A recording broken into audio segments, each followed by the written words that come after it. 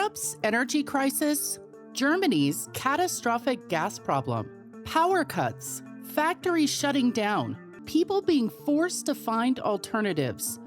All of this sounds like it's a description of a struggling third world country, but that's not the case. We're talking about Europe.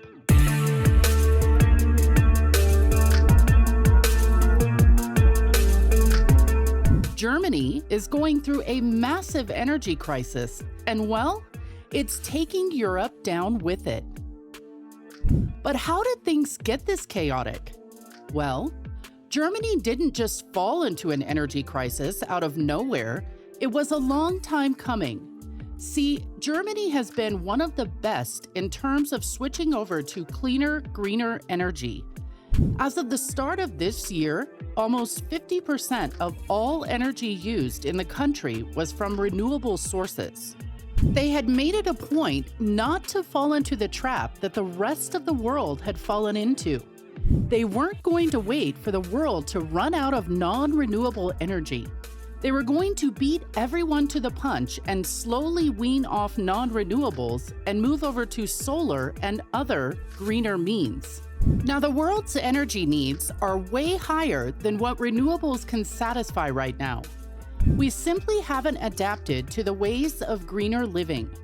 So it does make sense for the country to need more energy than what they were logically able to produce. What this means is there was an obvious gap in the market, a gap they needed to bridge. Even though Germany was trying out a greener way of living, they couldn't function without the missing energy. While this might seem like an impossible problem to get out, Germany figured it out the perfect way. Just import it. Better yet, import it from Russia. Germany's energy switch. There are several countries in the world that make the switch in their products. It's a perfect way to dump your problems onto someone else. What's done here is that you take something that's a problem for you and then find someone that can solve that problem for you and pay them to solve it. In Germany's case, the problem was energy. They didn't want to produce any more energy that would harm the planet. But this didn't mean that they couldn't pay someone else to produce and send over that energy instead. If they harm the planet, it's on them. That's got nothing to do with your overall consciousness. Their energy, their problem. If they're making the energy by means that harm the planet, that's got nothing to do with Germany. All they cared about was that they weren't doing anything to plummet the planet towards the inevitable destruction. This way, they get the energy they need and don't have to worry about being the one to cause the damage. The deal was made, and everything was going great. All until Russia decided it was going to start a war, and with that war, made it nearly impossible for energy to make it to Germany. With anything else, this wouldn't be too big of a problem. When you run out of something, you can just find an alternative. But with energy, it's something that affects you right away. So they needed something that gets the job done instantly. Getting energy from Russia solved that problem. However, this is a problem that's solved fast and goes haywire just as fast. And that's exactly what happened. On the one hand, Putin was sending his army into Ukraine, and on the other, Germany had to start worrying about how they were going to keep their phones charged. This was a crisis and a half. When you don't have energy, it's not just the phones that go offline, it's the entire economy. It might start with the little things, but it spirals out of control very quickly. Energy is the basis of the entire world's economy. If you don't have any, your factories close down, you can't transport fuel from one place to another, the food supply gets affected, and when that happens, it's basically the apocalypse. And if there's one thing the world cannot deal with right now, it's a mini The Walking Dead situation. People are being told that they shouldn't use hot water to wash their hands, and no one can use heating equipment to warm up their non-essential parts of their homes. Yep, that means cold hallways in the middle of the night. Imagine having to go to the bathroom in ice-cold weather. The part of your home that you can heat up have to be 66 degrees Fahrenheit maximum. There's already a 10 p.m. curfew in shops.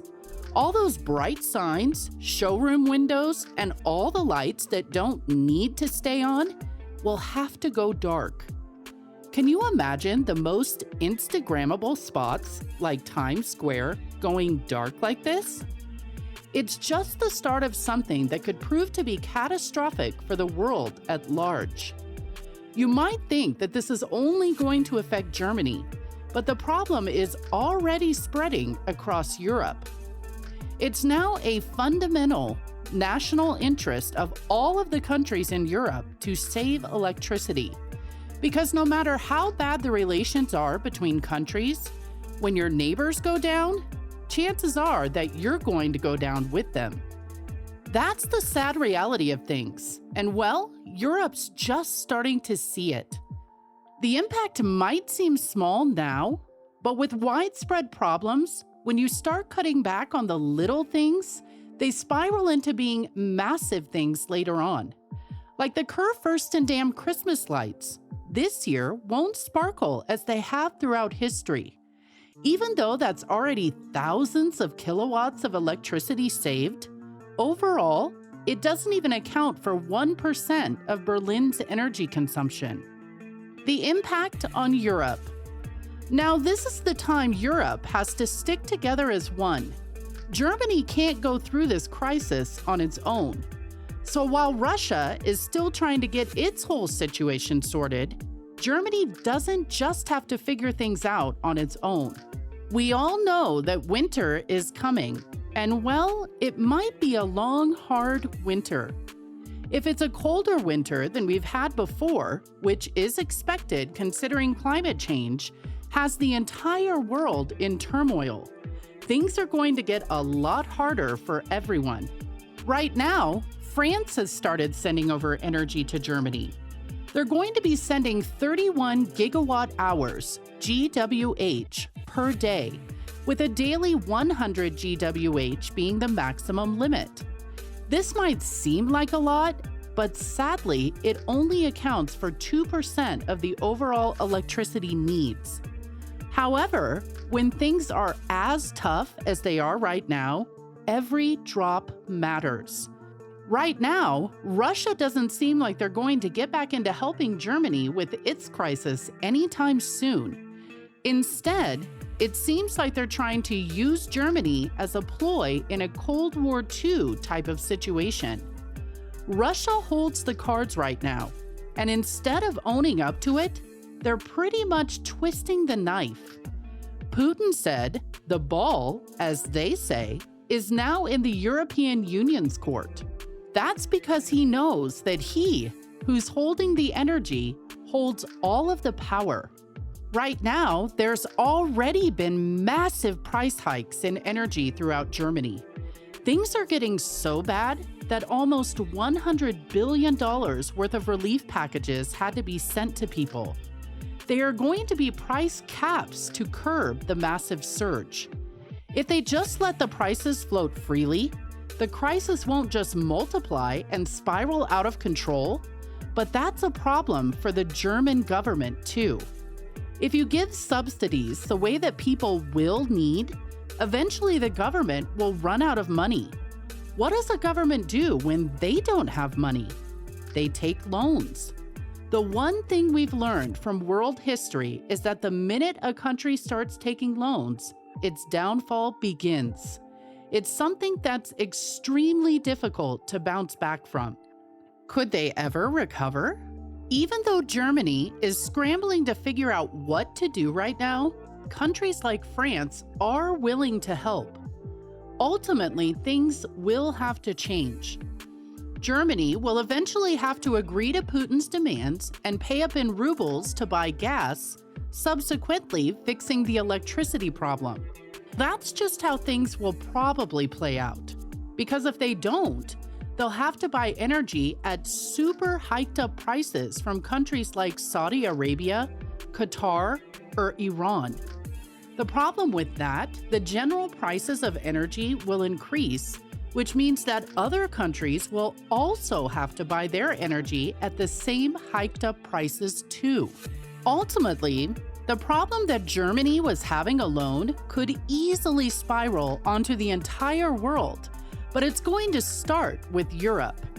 And with Europe out of the way, Russia will have a much easier time climbing to the top of the world.